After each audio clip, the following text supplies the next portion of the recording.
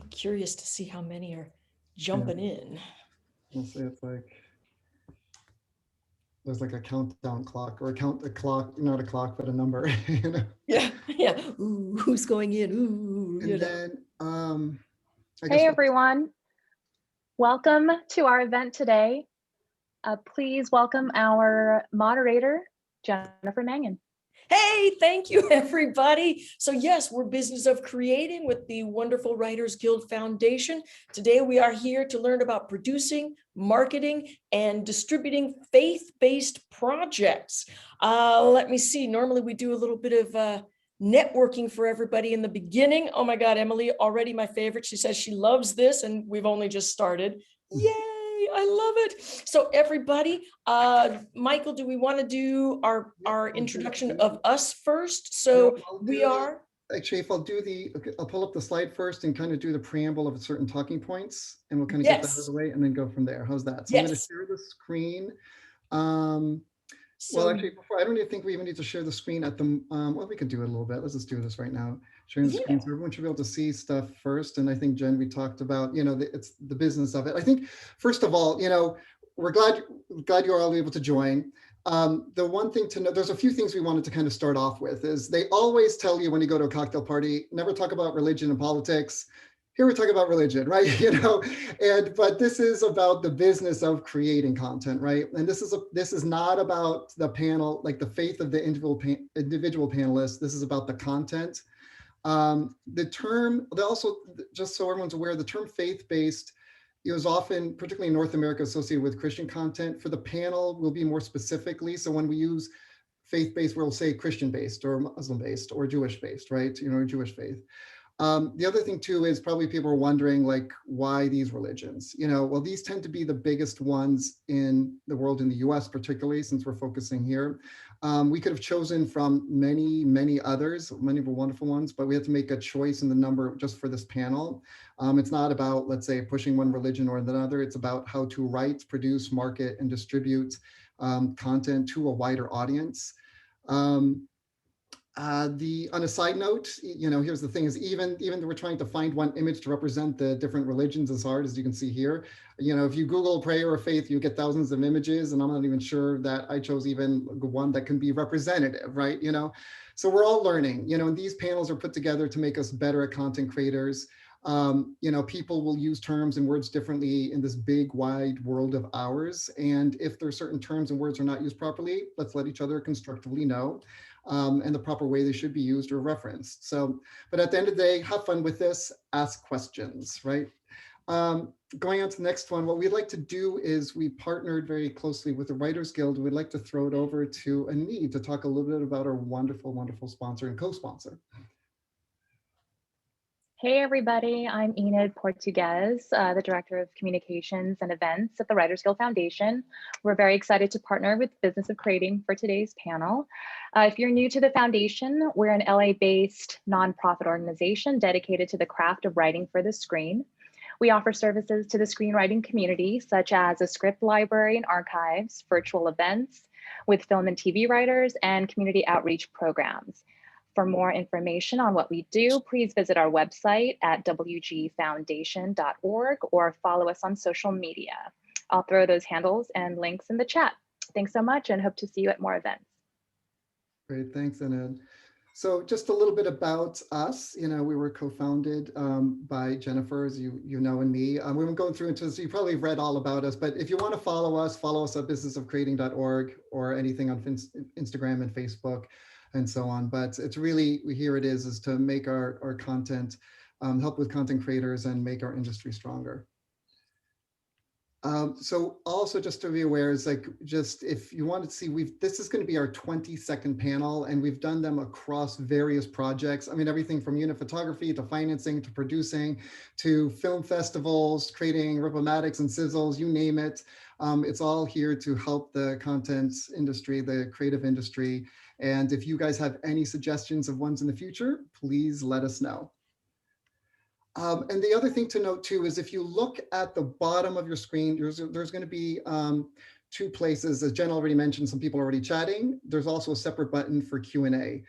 what we want to encourage is, because everything is done virtually now, and when we started these panels, these were really done in person. It was a great way to get to know people before and after the panels when you're physically connected. Very often we'd start it off before we begin, we'd say, introduce yourself to the person to your left, introduce yourself to the person to the right, because they will probably, and chances are, help you with your projects in this industry, and we're here to help each other. So if you can, feel free to go into the chat, introduce yourself, tell us where you're from. It's always exciting to see, particularly in this virtual world, to see where people are coming from. Because I think, Jennifer, like, we've had people from where? Like a bunch. Oh, I mean, obviously California and New York, and we've had, pick a state, we've had it. We have people showing up today from Australia, from Canada. We've had people from South Africa, from New Zealand. Oh, wow. Right? I'm so excited that people from all over the world really go, okay, this is worth, making another pot of coffee and staying up for this one. I got to get it live so I can answer my questions about my own projects. Yeah, preach. I finished the coffee and put some water in, but yeah, there's plenty going on with that right now. But yes, so excellent, everybody. Yeah, take a moment. Who are you? What do you do? Where are you from? We've gotten some virtual writers groups and different groups just from doing these panels. Awesome. Yeah. All right, ladies and gentlemen, I got my notes here. I got my pen. Indeed, you know where I'm going. Here we come with the heavy hitters, everybody. Please welcome our panelists today to discuss the business side of faith-based projects. First up, we have Amy Conley. Woo! Imagine 100+ people applauding for you right now, Amy. Amy is an entertainment marketing executive who spent her career working at movie studios such as Sony Pictures and Warner Brothers. After 2 decades working in digital marketing on over 200 films, okay, hello, notes are coming. Amy knows what truly drives audiences to buy tickets, whether that's faith-based or overall, or that Venn diagram in the middle. So it's how well you connect your story with people and communicate your understanding back to them, which is especially relevant for our Christian faith-based audience. Amy is passionate about social media and storytelling, as her kids frequently watch TikTok videos with her after they complete their schoolwork. Amy holds a BA in communications from Purdue and is currently writing a book about her spiritual awakening. Everybody welcome Amy Conley. Woo! I'm going with my ladies right now. Next up is Susan Youssef. Susan is a writer-director of 2 feature films that have premiered at Cannes, Venice, Toronto, and Sundance film festivals. Check it out. She was commissioned by 21st Century Fox to make a short and is currently a 21st Century Fox directing fellow. Everybody, let's welcome Susan. And next to Susan, we have Iman Zawari. Iman, we love this. Iman is an American Muslim writer, director, producer, focusing on comedy. She is the recipient of an Emmy Award for all of her work and a Lincoln Center Artist Academy and Princess Grace Foundation's Fellow. Currently, she is a professor at the University of Florida. And Iman co-founded the Islamic Scholarship Fund Film Grant to create the first ever American Muslim film grant. She recently completed her directorial debut feature film, Americanish, which is the first American Muslim rom-com made by American Muslim women about American Muslim women. I can't wait to dive in and hear more, everybody. Welcome, Iman. Can I just say, I love your photo too. It looks like you're having so much fun making projects. It's the best photo ever. Absolutely. We're gonna move over and be with you at University of Florida so we can all play together. Next up, ladies and gentlemen, it's my ladies team. It's Beth Kruvant. Beth, welcome. Beth has a great, interesting history here. She's the director and producer for Good Footage Productions. She's produced multiple documentaries, including Levinsky Park, David Bromberg, Unsung Treasure, and Heart of Stone. These are all available on Amazon Prime. We know what we're watching tonight. Okay, now during COVID, Beth made a bit of a turn and became the co-artistic director of the Berkshire Jewish Film Festival. Love that we're going to get both sides of the equation with you, Beth. Beth is a graduate of Barnard College, Nova Law School, and the New York Film Academy. Everybody, let's welcome Beth. And now for my heavy-hitting gentlemen. Next up, we have Michael Swanson. Michael is a TV studio executive, film producer, theater producer, Emmy Award winner, and CEO of Faith Filmworks. As the senior vice president at Universal Studio Group, Michael is responsible for the production of Parks and Rec, The Good Place, Brooklyn Nine-Nine, Master of None, Good Girls, Never Have I Ever, and Community. Wow. Michael has produced the movies All About You, All About Us, For the Love of Ruth, To Hell and Back, and The Wayman Tisdale Story. Michael is also involved with the Tony Award-winning Broadway musical Ain't Too Proud, The Life and Times of the Temptations. Everybody welcome Michael. And last but not least, it's my partner in crime. It's Michael Fisk. Michael, of course, yeah, Michael. Michael is the, of course, co-founder of our panel series here, Business of Creating. Michael is also a senior marketing executive in the entertainment industry. He's spearheaded over 400 marketing campaigns for studios such as Sony Pictures, Lionsgate, NBC Universal, Warner Brothers, and currently MGM. Michael also runs InterMark, the international consulting practice, focusing on helping filmmakers, producers, directors, and distributors with long-term marketing and strategy. His passion is making your passion project succeed. Okay, and a fun fact we have about Michael, his favorite marketing campaigns that he's worked on include the James Bond franchise. He's done the last 5. And La La Land. Everybody welcome Michael and welcome our amazing panel. Thank you, Jen.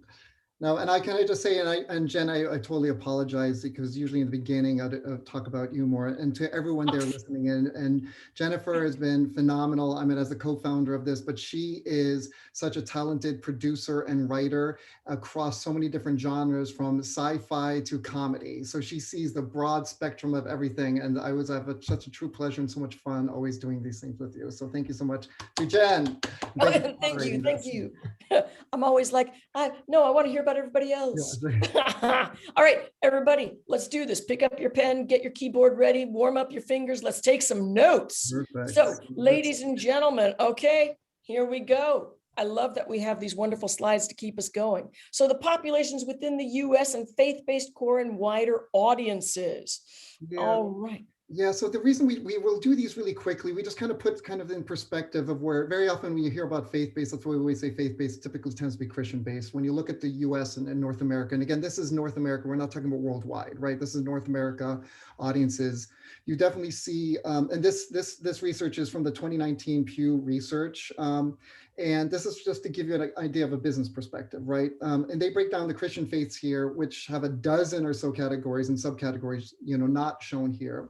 Obviously, Protestant is the biggest in North America, followed by Catholics. And then it's kind of broken also down, and you'll hear us talk a little bit about the evangelical base versus other Christian faiths. Then you also have the Jewish and Muslims represented as the 2 biggest faiths in the US, following Christianity. The key thing to note here, if you look at the screen on the side right there, it does, it's interesting to note is that the reason, like we were saying, is like very often things are being faith-based, but how the purpose of this panel is like, how can you also make it wider if possible, right? And it's taking that core and reaching a wider audience. The other thing too, I think to note about this, if you go back to just the overall stats, it doesn't mean just, if you see the Christian faith-based is obviously bigger here in the US, but it doesn't mean that you can't make money focusing on other faiths like Judaism and Islam. As you'll see later on, it's how it's properly portrayed, how the religions are properly portrayed and characters of faith are done in your stories. And we'll talk about that, even if your project doesn't happen to be about a religious theme. So just keep that in mind. So there's these numbers that kind of gives you an idea of box office and even for TV shows. But it's just because you might see a smaller audience doesn't mean that there isn't important elements to how you create your projects around these different faiths, okay? The other thing too is we'll just kind of kick it off too is part of the reason why Jen and I decided to do this panel is part of it is because you saw the Christian faith base is kind of big. We tried to do this right before Easter because if you look at this kind of like that pink line, this is where a lot of the Christian-based films tend to be released. These are the theatrical release dates. The reason they do that is because usually the beginning of April tends to be when Easter kind of moves around, but it's around that time. And that's where you see a lot of interest in the faith-based films. It doesn't mean that you can't have, as you can see here with the other ones through May through December over the years, you can also release there. But they tend to be clustered in that like 2-3 month window that you see on top, leading up to Easter. So that's something to consider when you're writing, particularly from a film perspective, and trying to figure out like where do you want to kind of put your distribution. Now with everything that's changed with COVID, things have obviously switched. There's a lot more with theatrical and VOD and day and date releases. But anyway, we just wanted to kind of put these 2 slides that you saw there up front to kind of give some sort of like baseline perspective, as we kind of dive into the different opportunities here.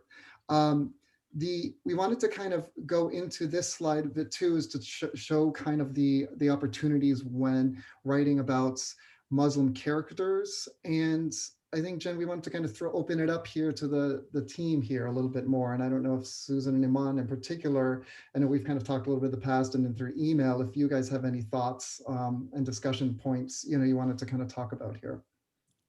Yeah, we're talking about films with Muslim characters, which are extremely rare. I always like to say we are a new generation of, Muslim storytellers, Muslim filmmakers, or characters with Muslim storylines in them.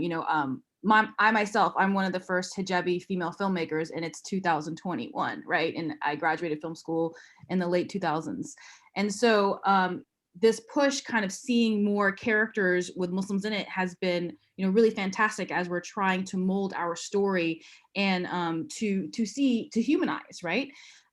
It's also interesting too, because I was just talking to Michael about this. Aladdin, for example, is it's this weird conglomeration of culture where it's like they're not Muslim, but it's an Arab story, but then also there's a lot of Indian clothing and kind of culture that comes into it when you're talking about different types of characters. So kind of what I work on, and I would love to hear Susan's idea about this too, is like trying to differentiate, what Middle Eastern is, what Muslim is, what Indian is, what Persian is, right? Because it's all kind of lumped together. And I think that's really important for us to be able to tell our own stories from our own perspective to keep it really authentic. Yeah. Susan? Hi, Iman. It's so wonderful to finally meet you through this video chat because Iman and I have never met actually in person. I know. But yeah, it's such a delight and such an honor. I've known Iman maybe through the internet, through emails, maybe for about 5 or 6 years. I know, it's so great. Yeah. Big fan of Susan. Oh, thank you. I'm so moved by all the community building that Iman has done, and I can't wait to see her first feature. I can't wait to root her on. I felt very inspired by Aladdin, which I saw on a plane in February 2019, and it was a film I had been afraid to watch because I remember as a little girl really loving the Aladdin cartoon, and then later on being studying it when I started studying Orientalism in college and realizing what a problem the cartoon was. But when I boarded the plane right before COVID in February 2019 on the way to LA from New York, and I watched the entire plane watching this ancient Arabic story, which I believe is pre-Islamic. I felt this pride inside of me that we were watching actual Arab and Muslim American actors in leads. And I love the convergence, of course, with Will Smith and the overlaps in Arab and African American experiences, which I have found to be deeply inspiring. And I had earlier, discussed with Michael. He had suggested a few films, and I asked him, I said, please bring up Aladdin, because I found that film as the first signifier to me that I could start really moving out of currently I've been creating Arab art house films in Arabic first, And then moving into making my first American feature film. But watching Aladdin, I felt, oh my goodness, I could write a studio level Muslim American feature film. And when I say Muslim American, and maybe Iman will agree, I'm talking about people of a Muslim background, not necessarily faith-based themes, although my work specifically has always obsessively been about Sufism and the search for the divine, and has been influenced by that. But when I look at Muslim American, I just, at this very moment in time, are looking at who's in the film. And the Marjoun short that I made that led to my feature, I released, and I will show my age, as a student film in 2006 at Sundance. And it took me, the feature came out at the same time as Aladdin. And so I felt like this film is very important to me. Maybe Iman, I don't know if it had that much importance to you, but it was very heartening, especially because Dr. Evelyn Al-Sultani, who created a test with Sue Obeidi for Muslim representation, had been a consultant on that film. So I feel my cheeks are getting hot. I'm blushing because I'm really revealing my heart here, because for me, and I almost want to cry. I know it sounds maybe so basic, but the fact that my short went to Sundance in 2006, it took me until this summer 2020, just that passed, to release it internationally as a feature. 14 years shows you how much internal separation and segregation I had done from American film. And Aladdin, especially because of the actors that they cast, made me feel like we were beginning to come home and I could start to imagine bigger.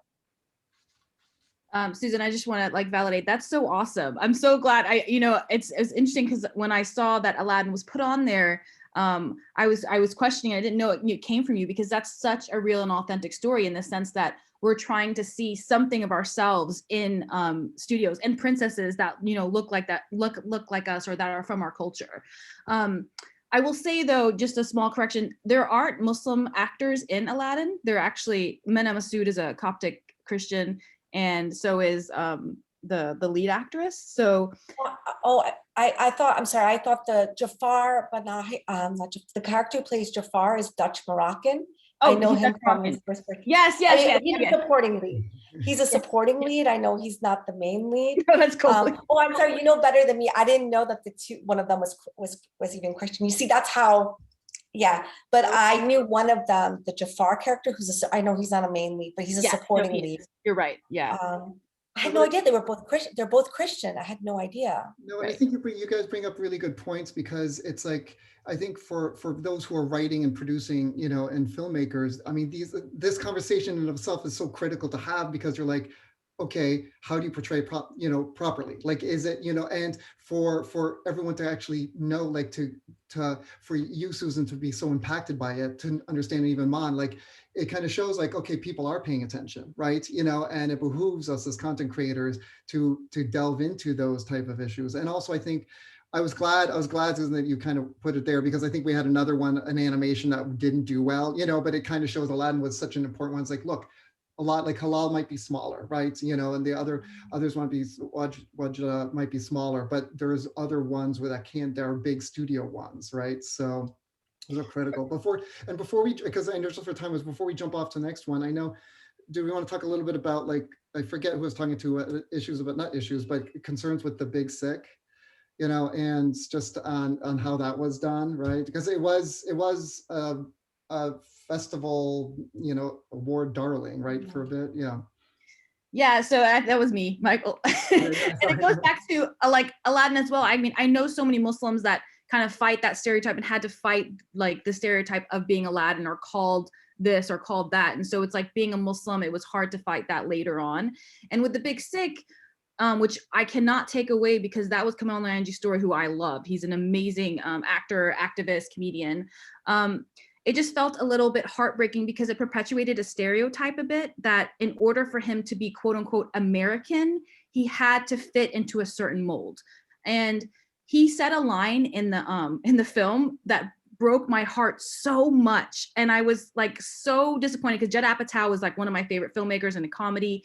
And he, you know, he took Kamal Energy. So it's a scene when he's talking to his parents, and his parents say, he says to his parents, "You guys want me to live this American dream, yet you don't want me to live American." And I'm like, oh my gosh. And he's talking about going out drinking, you know, marrying someone that's not a part of the culture, you know, not practicing. And it just really broke my heart, because I've been, as an American Muslim filmmaker, activist, storyteller, is, you know, showing that they're not mutually exclusive. You know, to be American is to be Muslim, it's to be who I am, it's to be able to practice. So that really kind of broke me a bit in terms of Big Sick. Yeah.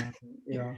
If I could jump in and kind of throw it open to everybody, because I was thinking this exact same thing, and Daniel Barak in the, you know, Q&A chat, I'm like, okay, he's saying exactly what I was just thinking, which was, okay, what's that sweet spot then? And again, this is kind of for everybody, of, okay, well, then do we really need that, you know, Muslim actor as opposed to a Christian actor, when that maybe that's bigger box office, you know? So what's the, you know, and then when we were looking also at Jewish films and looking at Christian films, what's the right fit as far as authenticity, and also going, well, but this actor is going to bring in more box office, and they look the role, they are knocking it out of the park, they just aren't necessarily, you know, if you were creating your own person from scratch, you would include some, you know, other little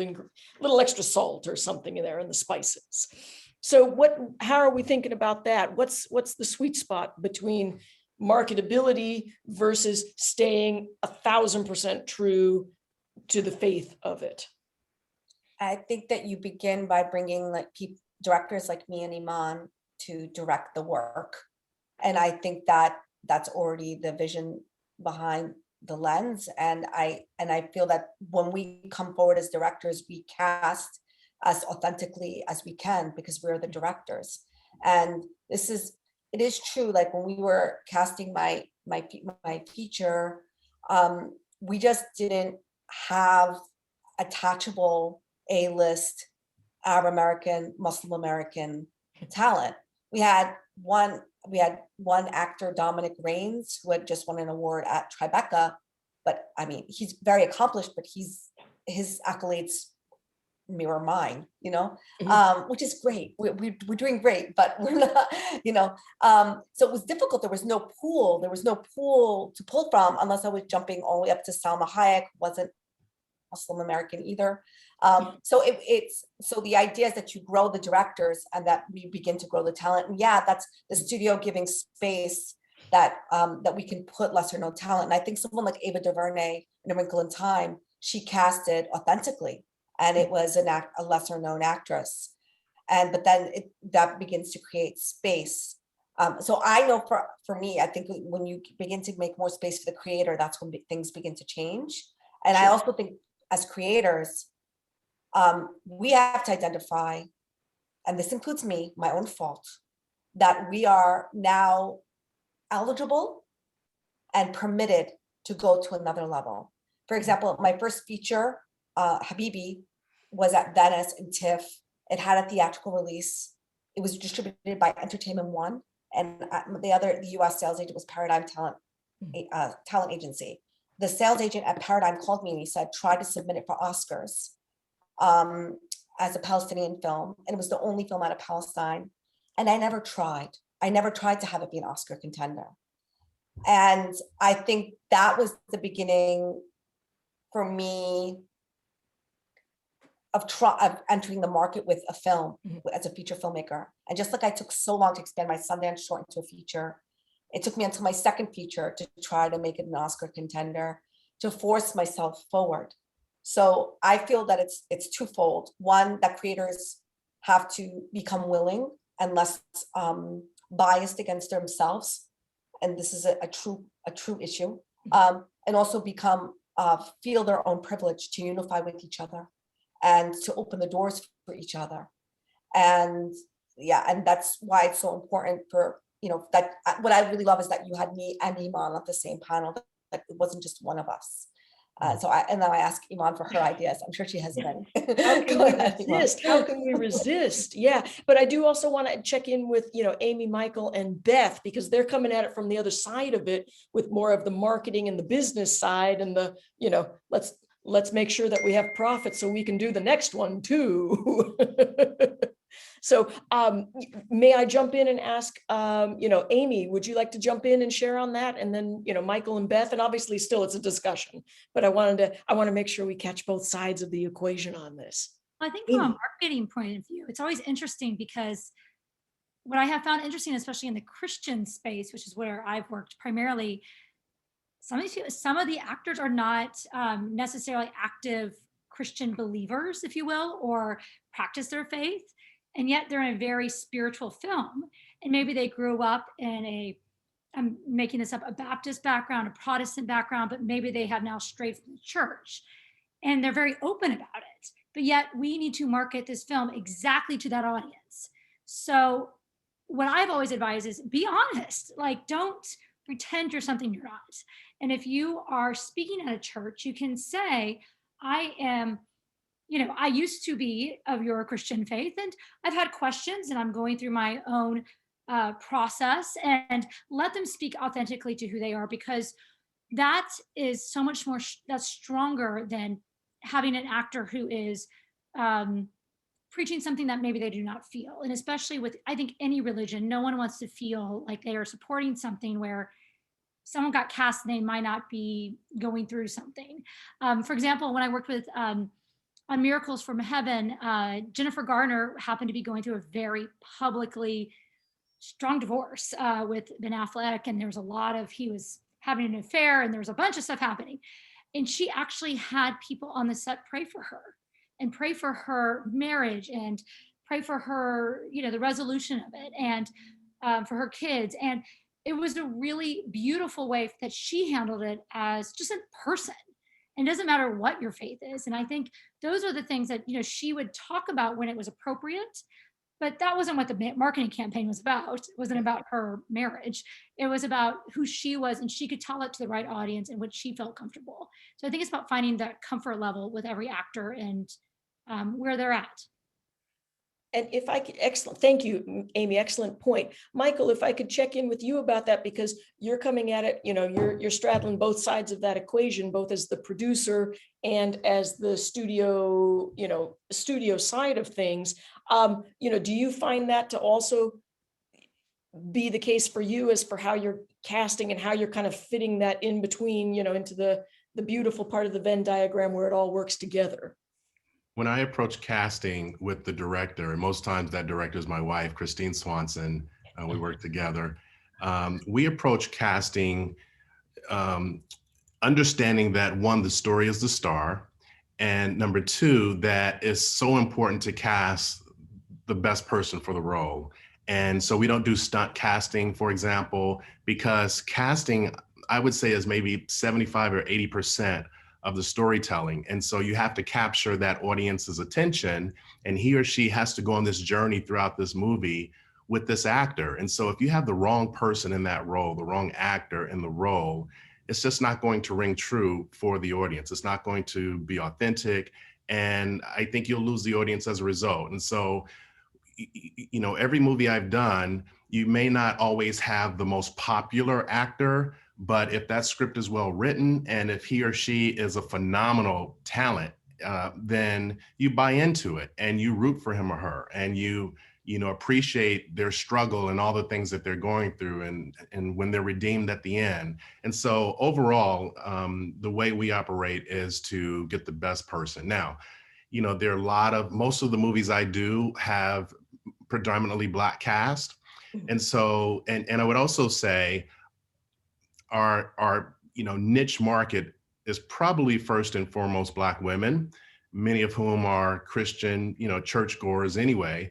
And so we also take that into account. And when we cast, sure, there are people who are very popular to our niche audience, to our demographic, who are most times coming to see our movie, and we take that into account too. But again, at the end of the day, the best actor has to get the role. This is good news for so many of us, you know, where, because we always get told, well, you need to get that A-list person. Well, yes, please. Can you give me their direct number? Sure. But, you know, from a realistic standpoint, okay, great. You're telling us, everybody's saying, hey, it's got to be the right person. And then that audience is going to continue to grow for your film because they've done such a superior job portraying the character properly. So we're all kind of breathing a sigh of relief on that. So thank you, everybody. Beth, I want to jump over to you to get kind of the Jewish take on it, if you will, because that's also our next slide. So, you know, so what is something you need to be aware of then when you're focusing specifically on the Jewish-based audience? Okay, well, as you said, I wear two hats. One is the filmmaker and the other as now a programmer. So as a programmer, which is as of recent, I look for, first and foremost, good films. The film has to be good. And then I say, well, okay, this is a great film. Is it Jewish? And I have one film in our season coming up, which is really not Jewish, but I made a stretch and I said it has Jewish values. So I kind of like brought it in because it was just such a great, relevant film that hasn't been seen widespread. It's one of the Agnieszka Holland's films from 2019. And as a filmmaker, interestingly enough, all three of the films that you mentioned deal with shared legacies of African-American and African-Africans with Jewish culture and people. David Bromberg, I have the mayor brings David to a church and it shows the influence of the church music on his music. And he's a musician. Yeah. And then I have Heart of Stone, which is about gangs in Newark, New Jersey in Philip Roth's era. Alumni come to partner with the principal of the school today, and that deals with African-American Black Muslims and how that has influenced the gang members and has been a part of the area in which Jewish alumni live in as well. So you have this shared community. And then in Levinsky Park, I have Muslim Sudanese and Christian Eritreans and Ethiopians commingling with Jewish Israelis. So in all three of my last films, I've had this yearning, I guess, to bring out the shared legacies, the shared just communication amongst disparate populations. And so that's on the one hand, and on the other, as I said, is just looking for great films. I love that combination. Thank you. And I love how you were talking about that. It doesn't just have to be Jewish, Christian, Muslim. No, let's, melting pot it a bit more. I love that we're able to intertwine the different faiths that way and have even better stories, which actually kind of brings up our next. I just want to say that it's complicated too. It's not just one or the other. It's a huge mix of a lot of different things. Absolutely. Yeah, absolutely.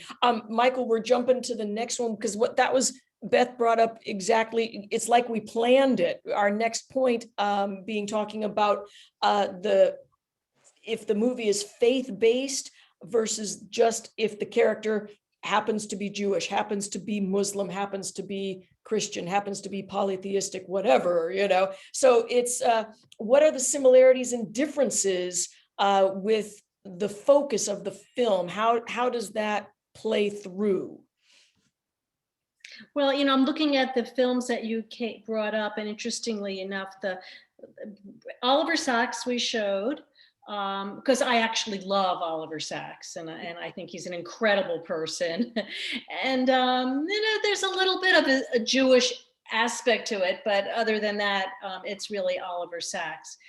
And I don't know what the last one on the right is. The others we haven't shown, but on the right. These are from the Berkshire Jewish Film Festival site. So just Oh, okay. Well, maybe it was before my time. Yeah. I didn't choose the other ones. Yeah, I exactly. wouldn't have either. Like Uncut Gems, really? That wasn't. I don't think that they showed that. But American Pickle, I don't know. That was on HBO. Those two were not. The ones on the ones on the three right side were from Berkshire. Okay, so Oliver Sacks was my time. And then Golda, I think was part of my time too. I don't remember the other two, I'm sorry. Yeah. Well, but again, sorry, I'm jumping in because this plays to our understanding of, oh, okay, well, American Pickle, I saw that more recently, but so that was definitely. I saw that I was not a fan, but so I look for films that move me and that I think are done well. And even if it's like this season, we're showing one about a civil rights lawyer down in New Orleans and his fight to, in the courts. And, so, I mean, it just has to be a captivating story for me. If I don't like the film, even if it's got great content, if the way it's done does not move me, I won't bring it to the festival. Fair enough, absolutely right. So I want to jump a little bit further ahead because no, it's 4:45. Can we stop time, please? Where's the time stop, right?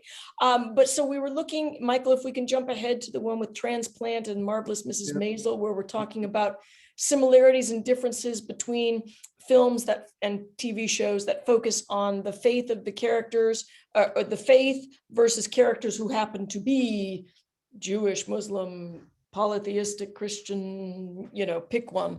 Can we talk a little bit more about those, both from a story point of view and then again from the business side of it? How do you market that? Do you market something like that? To me, an example, and of course it's one we don't have up here, but for me, when I first heard about Soul Surfer, to me that was first a surfing movie. Oh, and then it's a Christian movie, because that was how it was marketed to me, because that would, catch my interest more to be in the ocean and the surf, and playing with some dolphins. And then, oh yeah, plus it's got some great values. And I think that also swings back to our point of faith-based does not necessarily mean it has to be about a specific religion. I think Michael Swanson, you were talking about this earlier, where it's more promoting a certain set of values, which I think is a lot of time cross faith. Yeah, I made up a new term, y'all. Absolutely. A lot of the at least the stories that I produce are universal in theme. People can connect with them. They perhaps give you a renewed sense of hope, or some of the love stories we've done, have you want to find love again. And so there is something that when you make a movie that can connect with people's hearts, they leave that movie watching experience differently. And that is our goal. And so it may not be, one of these more traditional movies, the ones that we do, where it talks specifically about the Bible or is, overtly, a religious film, but there are values throughout the film. There is goodness and love and kind of the fruits of the spirit kind of in our work, because we're Christian filmmakers. And also similar to how a lot of the Hollywood movies were decades ago, family friendly, values based. And so that's what we've continued. Now, we've also produced movies, and they were on the slide a couple of slides ago. For example, For the Love of Ruth, which was a contemporary retelling of the biblical story of Ruth. And we also did To Hell and Back, which is the contemporary story of Job. So it runs the gamut, but there's so many ways you can connect with people, and it doesn't have to just be in one box when you tell stories. And that actually, who's usually a target audience? Would you say you're going after the faith-based or more just overall value-based? Is it, I know you mentioned, Black females tend to be a big audience, but do you typically is that the audience you go for, or just happens to be the audience, or is that the core audience?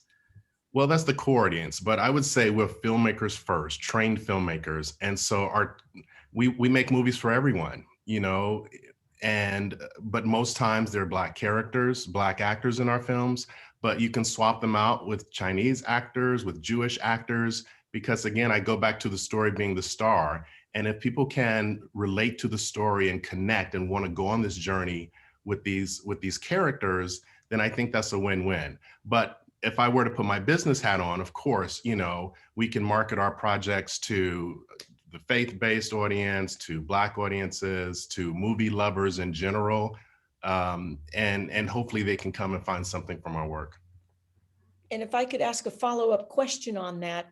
So now, are you doing the different styles of marketing concurrently, or are you saying, look, first we're going after, Black African-American females, then we're going for, the surfers, because why not, And so are you doing them all at once? Is it, what are the breaks that you're doing that in? Yeah, we do it all at once. And I'll give you a really quick example. There was a movie that we did called All About You, which was a romantic comedy, one of the first feature films we did. And the studios said, well, this movie is not edgy enough for the Black audience. And we're like, well, because, there was no violence, no, all the things that they felt would help market the film to this audience. And it also wasn't a solely faith-based type of movie. It was really more of a traditional Hollywood style movie, but an independent film. And it had won all the film festivals. And now we were seeking a theatrical distribution deal. And so that didn't happen. And so I decided to release the movie through our company. And we did a 10-city tour. And we started in Chicago, my hometown. And I rented an 850-seat auditorium inside the Museum of Science and Industry in Chicago. And to answer your question, Jennifer, we marketed all over the city of Chicago. I would go to bars to promote the film and give away tickets. And then on Sunday, I was inside some of the biggest churches in Chicago with the pastor encouraging his members to come to the museum to see the film. So we had a 10-day run, 17 screenings, and over 5,000 people came to see the movie inside of a museum that we four-walled. And so, the circus was in town, and we had street team postcards that we put on every windshield every night while folks were inside the circus. We, took ads out in certain area codes on BET and some of the other more specifically targeted cable channels in the Black communities in Chicago. And so, it was all across, ads in the Sun-Times, radio across the gamut. So we did it all at once because, again, we kind of became a mini distributor, and we felt this movie would be enjoyed by so many people. The movie played at the Hamptons International Film Festival, and it played at the Pan-African Film Festival in South LA. And I remember at the Hamptons International Film Festival, you always have these Q&As, and there were old Jewish men and women who would stand up like outraged, and they said, who do we need to call to get this movie out? It's so good, Oh, good. So we understood who our audience was. If they would just give the types of movies that we produce and the stories we tell a chance, it would resonate with them. And that's what happened. Oh, that's great. I'm going to check in with everybody else in a second, but Michael, you've given us so many to-do item lists, which is like one of the last things we go, okay, what can we do? What are our action steps? So, okay, everybody, put your running shoes on and your comfy clothes, because you're going to do a lot of grassroots running around as well. And look at the success that has brought. And the fact that you go, okay, we're hitting this film festival over here and this one over here, even though they don't seem like the same fit, they're grabbing what, they're all part of our audience. And the fact that you're just like, okay, we're gonna hit the churches, we're gonna hit, everything, and we're gonna do the postcards, and we got the flyers, and that proves successful.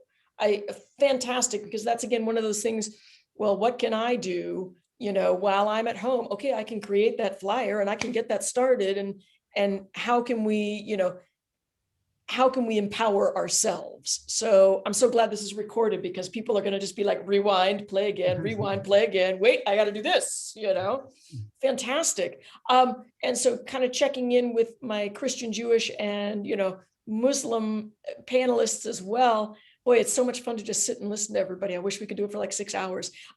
Have we found, similar guerrilla marketing is helpful? What have your experiences been in your styles of marketing to get your film out there and seen and get the word spread?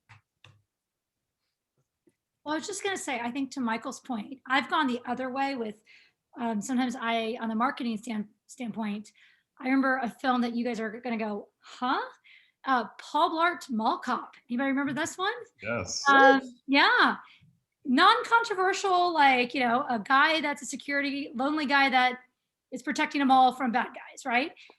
One of the things I thought was interesting is we actually had a very large Christian and Jewish push for this because it was rated PG. It was for all families.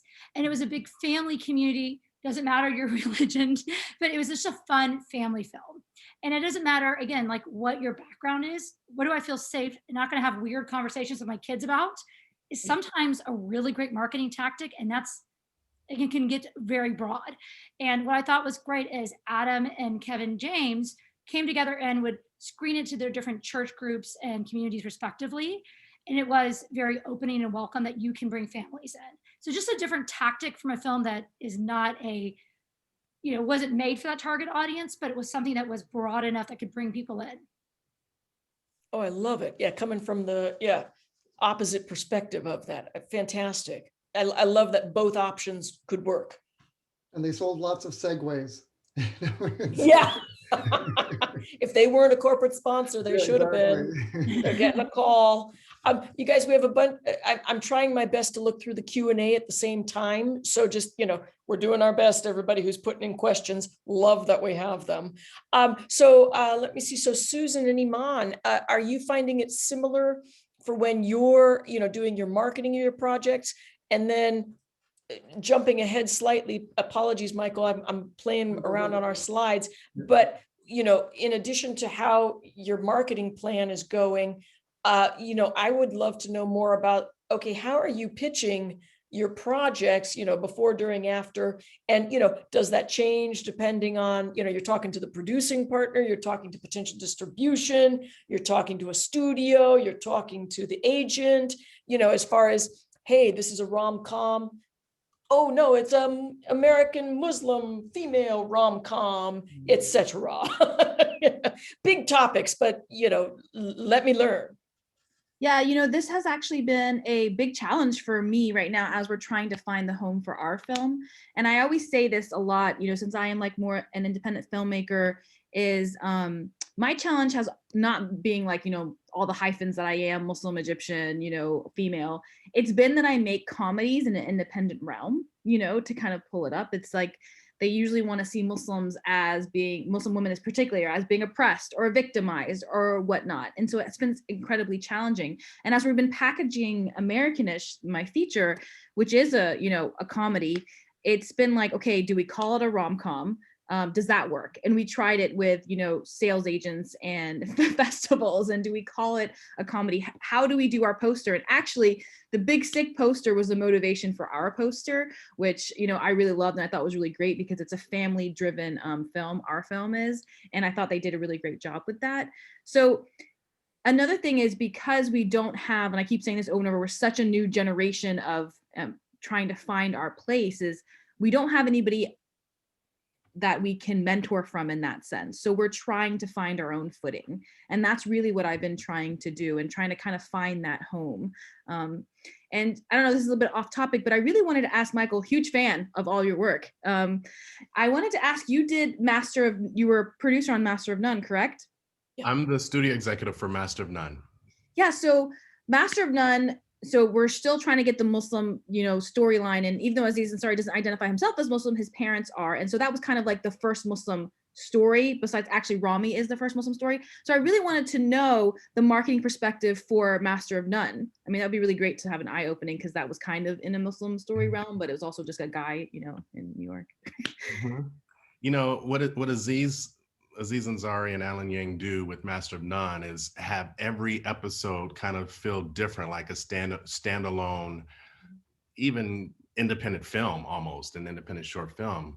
And so it's marketed as a whole, and Netflix, Universal Television produces Master of None, and we license it to Netflix. So Netflix handles all of the marketing. So I'm not in the weeds on what they do, but I do know overall they market it as a series as opposed to, now what Aziz does when he'll do interviews, he'll go deeper into the meaning behind some of these episodes, you know, how he came up with it, why it's important for him to showcase all these different slices of life that he's become so familiar with.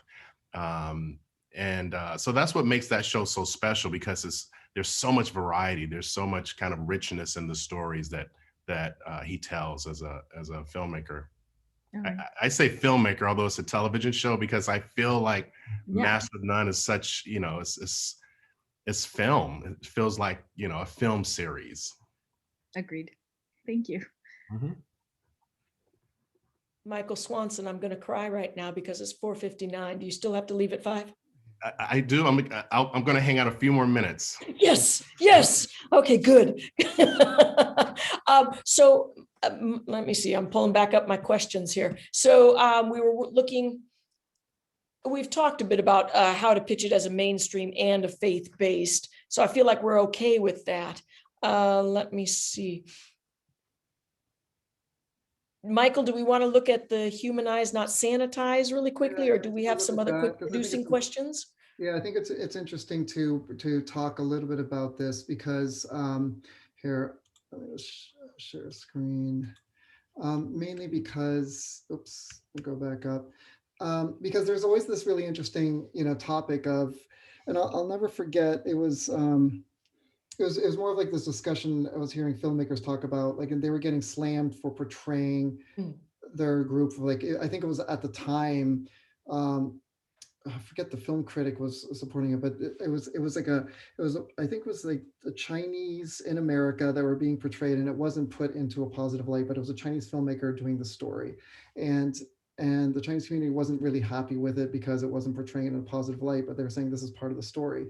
And so you have this discussion of like, do you tell stories of what you want the community to be, or in this case, you know, how you want your religion to be seen? Because very often there are these unfortunate stereotypes, as we've seen here. You know, very often people are associating Muslims showing oppressing women and terrorists, but that's not the case.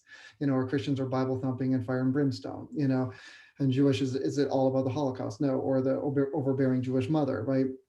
And so it's more of like that discussion of like, do we as content creators, you know, do we, you know, where's that point in the fine line of like, do you tell the stories that you want to tell that might be not the best parts, or there might be people within the community that are like that? Or do you try to, you know, get the overall general audience to kind of change perceptions, right? You know, there's like what is the overall goal of changing perceptions versus trying to tell the stories themselves? And there's always that kind of struggle that I see, you know, as a content creator, but also what I see from others. But I would love to kind of hear from the perspective from the group too, you know, if they struggle with this. You know, it's like, are you ever told like, oh, you should portray it as this way, and you're like, well, that's not how I want to do it?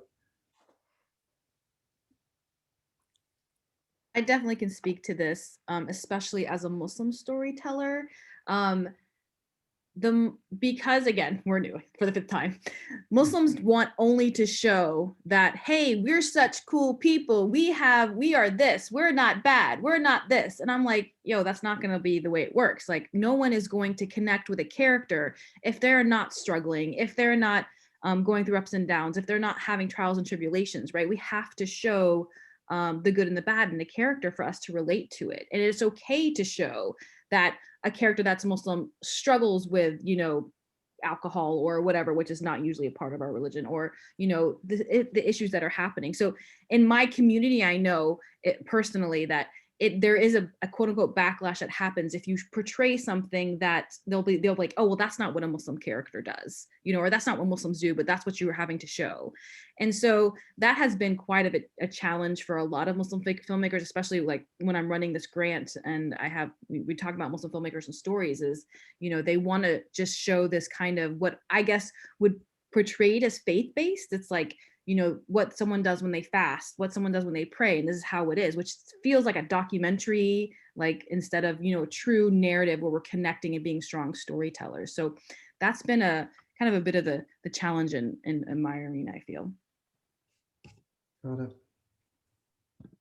Now, may I ask kind of a side question to that we had discussed, you know, a little bit so when you're pitching the project to different, and this is again for everybody, but I might call him Michael Swanson first because I know he's looking at his clock because he's got another meeting, y'all. He like stopped all of his meetings to join us for a while, which, everybody's awesome. But so when you are pitching to the different, categories of people and you're saying, okay, it's portraying these positive values. Are you also saying, so it's a romantic comedy, or Michael Fisk, you were saying that you were pitching some project to distributors in one of the foreign territories, that it was an action adventure film when it really has a huge faith-based element to it. And where's, is that something that you just kind of have to feel your way through with the individual? Should you go, okay, we need to go this way for sales agents. We need to go this way for producing partners. We need to go this way for, a studio marketing person. Expand, please. I tend to stay true to what the movie is and not try to slice and dice it for this person or that person. It is what it is. I mean, our company is called Faith Filmworks, and that means all kinds of things because we do all kinds of movies, but it's under that Faith Filmworks banner. But, I will say it's a romantic comedy, or it's a romantic drama, or it's a thriller. We have a thriller. And so we just say what the movie is and don't apologize for what it is. And that has worked well for me over these past 20 years or so. So you've had a little bit of experience, 20 years only. It's okay, But so you're leading a lot, it sounds like, with what more of the genre is. Yeah. And it also happens to have, a faith-based core to it within these parameters. And so, and again, this is kind of for everybody as well. So even though it's faith-based at its core for its beliefs, and the values it's promoting, it's still following a lot of the same, act 1, act 2, act 3, act 4, act 5, the same script elements that you would find in a mainstream script, as far as, what's happening when, and it's following line, joke, etc. if it's a comedy. Absolutely. It's a real movie. Yeah. Well, there you go. Okay. Let me see, Amy, Beth, would either of you like to, have comments on it from, different perspectives on that? And Michael, can we keep you longer or no? I do have to run. I sincerely apologize. I'm so sorry, but thank you so much for having me, and I can't wait to come back. Yes. Okay. Tomorrow it is. Thank you so much. Thank you so much, Michael. Everybody wave bye to Michael. So you've got like 100 people waiting at you, Michael. Awesome. Bye. Thank you. Okay. Don't anybody else leave, because I have so much more to ask and learn. Pull you back. Awesome. Awesome. So let me see. So Amy, Beth, all of my ladies, Michael, look at you, surrounded with gorgeous women here, right?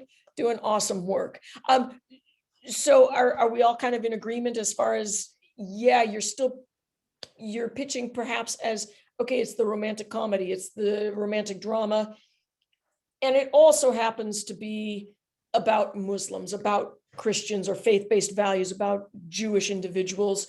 And are there any other specifics, where you're going like, hey, this character, this, or what else, what are the details, tips and tricks can we write down right now in our notes? I can just talk as a programmer, because, as a documentary filmmaker, that's completely different. That's, that's like years of your life and it's your passion. But as a programmer, I noticed you put down as stereotype the Holocaust, but the Holocaust is, that's just so ingrained in the Jewish people that the one thing that and it's such a heavy subject, is if you find a news story about the Holocaust, and there are so many news, it's amazing. What we said was to try to limit the amount of Holocaust films, really, because it gets to be too much. I mean, and look for other films. So I think, when you say limit, is it when you're programming a festival? You're talking about programming a festival. Got it. Yeah, yeah. And try to get an amazing, I think we got an amazing film about the Holocaust. It's called Winter Journey, about Martin Goldsmith. I don't know if you know who he is, but he's the host of Sirius Symphony Radio. And it's his exploration, and it stars Bruno Ganz in his last role before he died. I mean, it's just the most amazing film, and it brings out a whole new story. So it's very exciting to find something like that, to see and under the Holocaust in another light. We of course have to show films about the Holocaust because there's so many of them, but we do try to, as I said, limit them and look for special, fabulous, great films, that are new. Yeah. And just happen to have an A-list German star. Why not? Oh my God.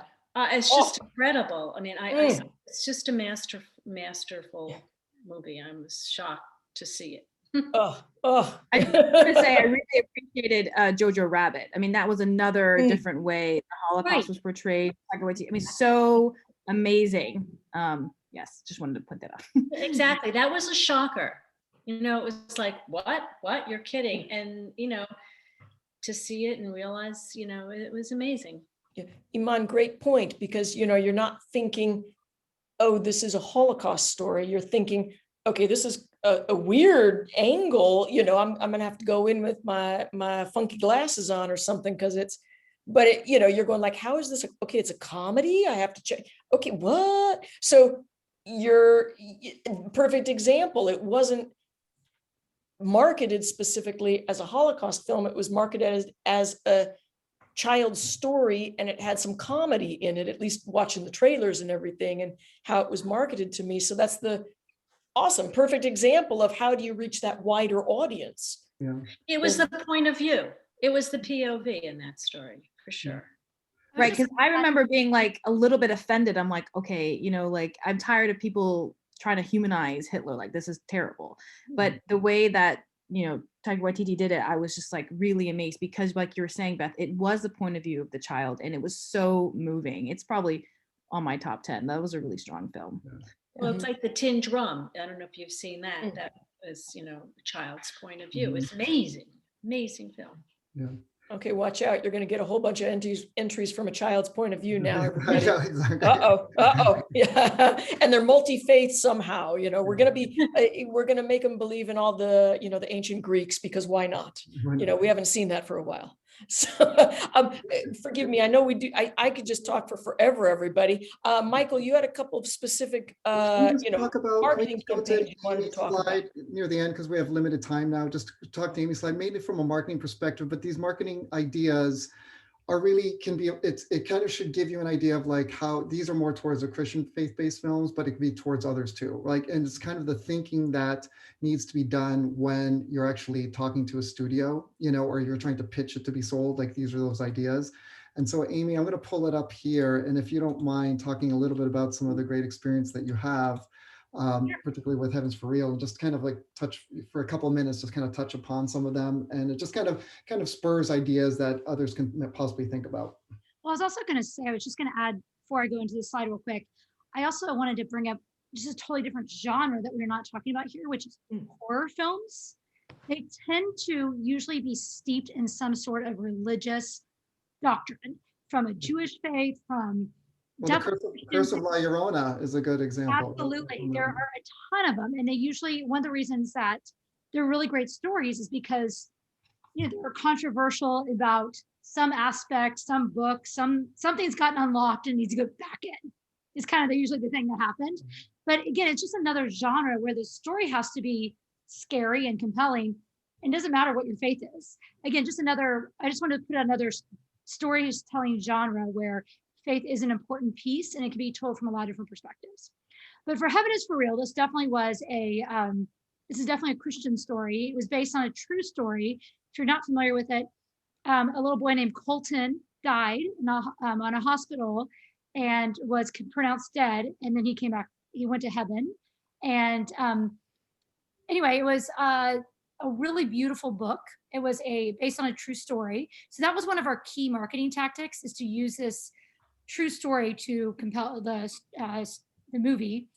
I will say we use the family sparingly, only in the sense that they are part of a very strong evangelical group, and not every Christian, just like we talk about, not everybody who's Jewish is the same things. Not everybody who's Muslim is the same group. Same thing within the Christian group. So we didn't want to have somebody who's evangelical go to, some other group they're going to be kind of turned off by the story. The book had been a bestseller. It was at 8 million copies sold before we even went into production. So already there was some equity in the title, but we really leaned into that whole mystery of, hey, this child was pronounced dead. And when he came back, he had information that a child would not know about his family. So we really wanted to tell that piece of the marketing. We screened it heavily at churches, within communities. We invited church leaders. I talked about mommy bloggers, there's daddy bloggers that came as well. People who are really active within that community. Youth groups also saw the film.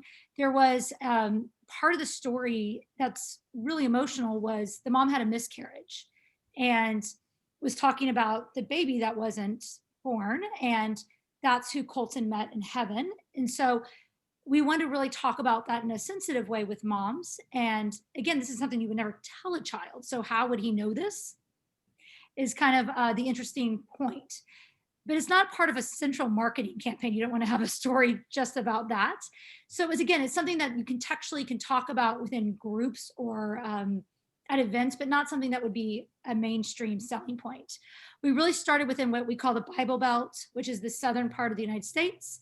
That's where we really built up a lot of momentum for it.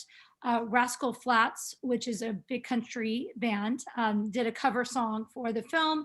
And again, we had a big Easter weekend, and that was a really big focus for us, was how to celebrate Easter and be able to talk about some of these themes within groups after you see the film. I wanted to put up here too, because I know some of you are content creators.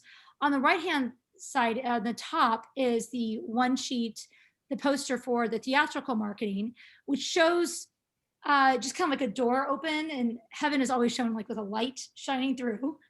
And so that was kind of the mystery, like what is this door that was opened?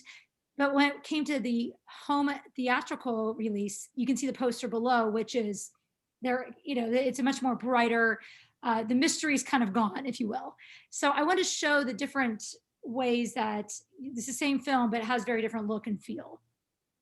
Yeah, and I think that was a very quick run through of a campaign, but I will tell you, Heaven is for Real was one of those films where it was so much grassroots, and not a stat that they love to tell, but the film ended up making, in profit-wise, more than a Spider-Man film because of, if you really think about it. So it's something where the studio was going, wait a minute, there is something to people who are telling unique stories.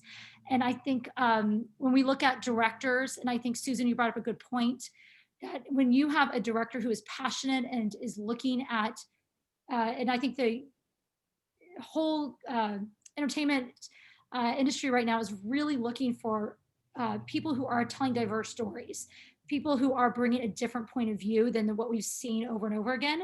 And I think this is an example of, this is a different point of view that was not considered marketable ended up making a ton of money, but it was still inspired audiences.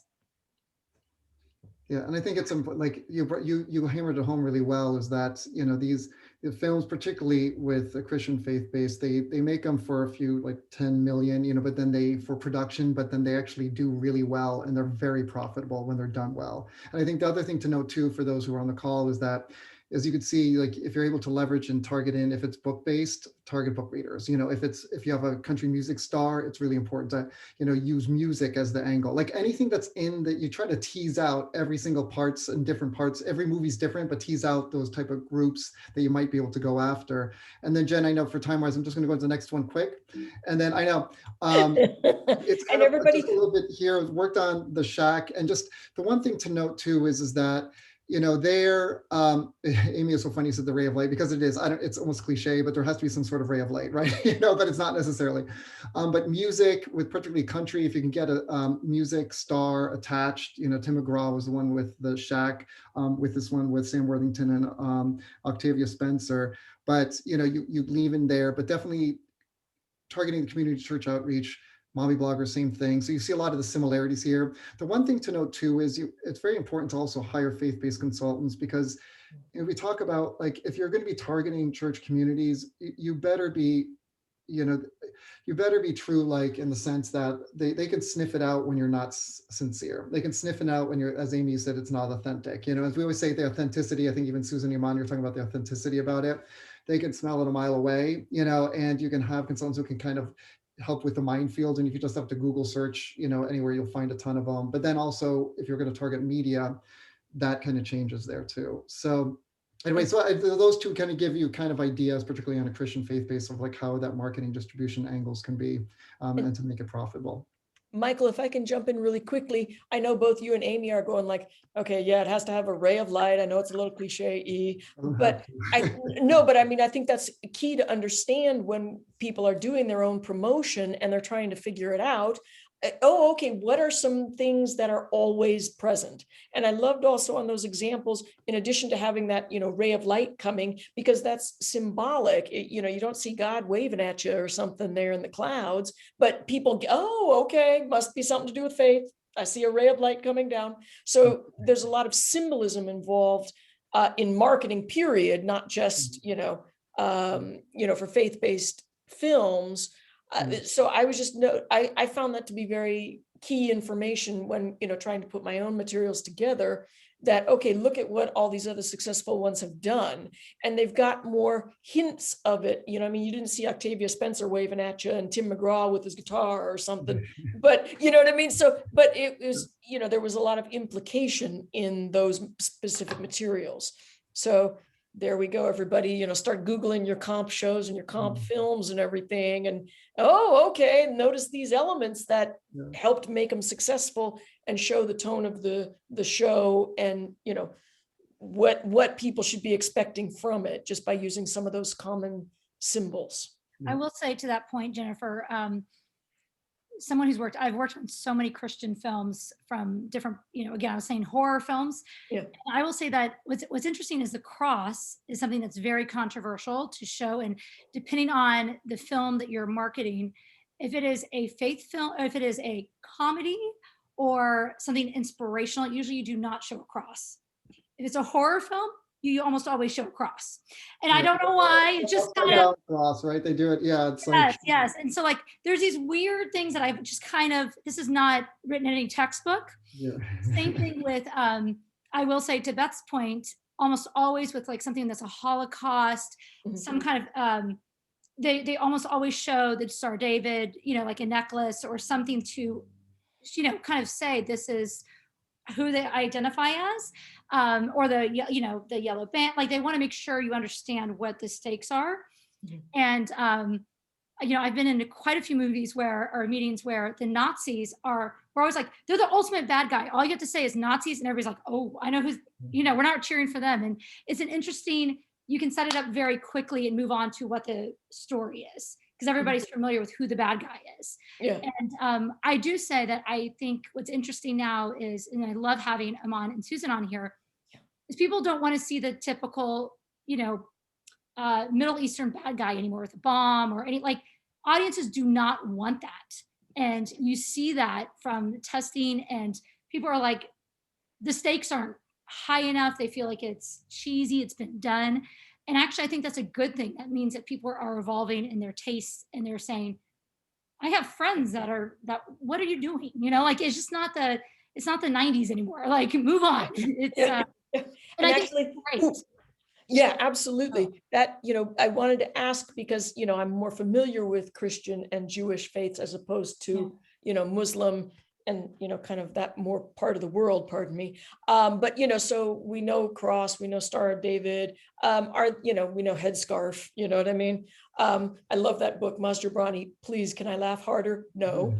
But so, you know, I'm not a terrorist, but I played one on TV. that we showed briefly earlier. But so are there other, Susan and Iman, speaking more directly to your faith, are there certain symbols or things that you're like, oh yeah, you always need to have this in here. This is going to help sell the concept in the one quick look. I think that I have stunned you. I've been listening really deeply and drinking in the notes from Beth and the notes from Amy, and thinking how early we are in our journey. Because if I compare, let's say I'm comparing our first generation, and I believe Marjoun was the first Arab American or Muslim American piece of fiction that was ever at Sundance in 2006. So we're very early. And I was thinking about Iman's coming feature from what I know of it, and then my feature and the show Rami. And I was thinking about how faith obsessed we all are. And it's because we're working out, and I'm in my daily life, I don't think I'm faith obsessed. Well, I am. I mean, I believe it's part of my life, but I'm not like as obsessed maybe as it is maybe showing in my body of work, or showing in the series Rami. I wonder in real life how is he walking through his life. And if I compare that to makers like Haifa Mansour, who I've met, and Wajda, and her body of work and work that's coming from outside of the US, I'm thinking about that we're defining our identities, and we're so early in our journey still, because as Iman said, there's nobody. And I've thought about that a lot. When Iman said there's nobody, I've thought about that. I've thought about like, who is my role model, or who did this before me, or how do I do this, or what are the rules? So there are no rules, so we're making them up ourselves. I will say that I have found the community to be incredibly, incredibly forgiving. I've made a documentary, 2 features, and 8 shorts. I'm not Soderbergh. I don't have. I would love to have a roster of 10 plus. It's, hey, we live a long time, so we still have, I can get there. But in the body of work that I've been making consistently for over 10 years, I have found that there's never been I watch tomorrow, but there's never been a backlash against my work. And my work is not graphic. I mean, there is not nudity, there's not even really kissing, but there are very serious themes. There are themes about sexuality, there are themes about, there's some handling of violence, illegal acts, betrayal of family, nationalism. There are things that we're handling, and I have found the community to be incredibly forgiving and space giving, because of how authentic, and back to Amy, what Amy said, how authentic the story really is. And I found actually that maybe they were more forgiving and more giving more space than traditional institutions. That were maybe, there was one festival has shown 4 of my works and would not show Marjoun. And it's a festival within the community. I'll tell you all afterwards, it's very shocking. Yeah. And we were really surprised, but we found that within the screenings that we had space. So the door I found when people were looking at Marjoun, and it was a faith-based film, and someone like Evan al-Sultani, who I referred to again, who specializes in Arab American studies, who's incredible. I had a call with her and I said, the films are doing well, and I'm so proud of Rami. And she said, Rami's still a man. He's still a man. Yeah. Where is the woman equivalent of Rami? Where is she in the studio system, in film or in TV? Where is she? And that is one thing I've been examining, is when and where are we getting there? What's the body of work? What is our symbols? What are we using? But we're so early in the progression, so it's so hard for me to tell you what's the equivalent of the cross in a horror versus rom-com or family film. We're so early. I don't have that. I only have a comparison of my work to Homeland.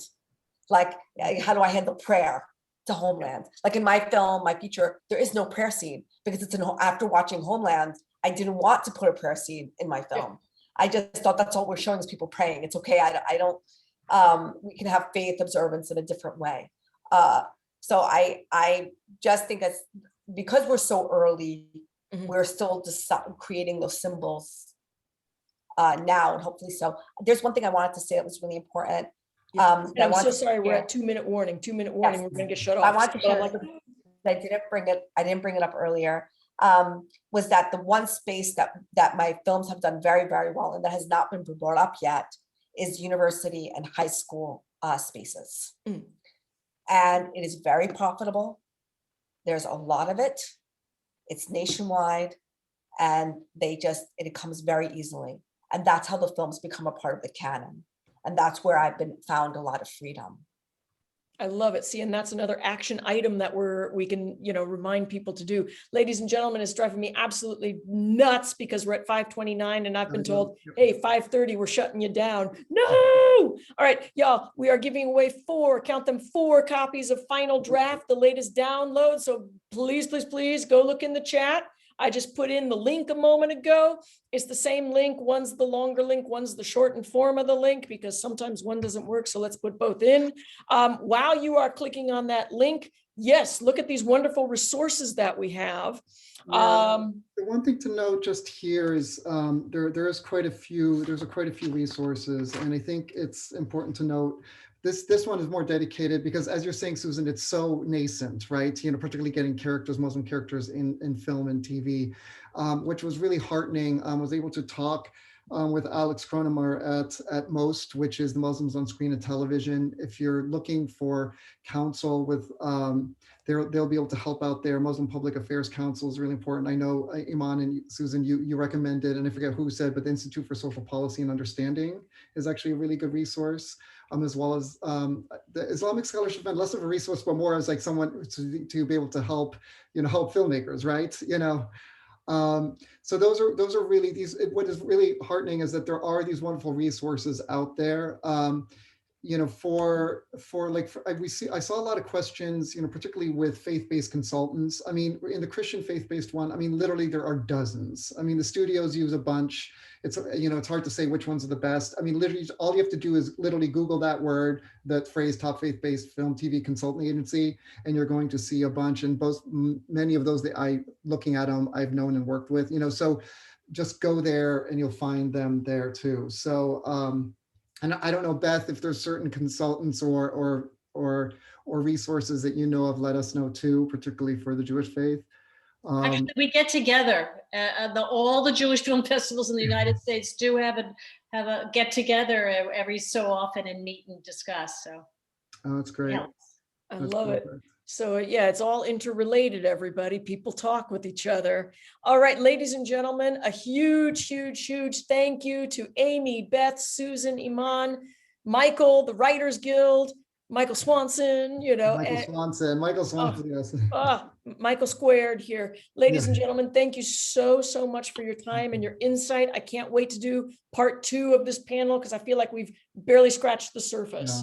So all of my wonderful attendees, awesome. Thank you for coming today. Please, again, fill in the survey. The more, even if you filled it in once, or, please fill it in again, because the more information, the more data we have, the better, the prettier, shinier, more attractive we are to sponsors. And we want more of those. So we need your input, please. And again, in there, also tell us what else you want to learn about. Let's get stronger, everybody. Yes, and keep in touch. We saw a lot of people kept in touch in the chat. Someone put together a little link to keep in touch with everyone, and that's what we want to see too. Network with one another, help each other out through this entire industry of ours. And Jennifer, thank you so much for moderating so expertly as always. Oh, I love you. All right, ladies and gentlemen, thank you so much. Go to your next meeting, to your next writing assignment, to your next drink. I don't know. Thank you so much, everybody. And we will see you soon. Thank you.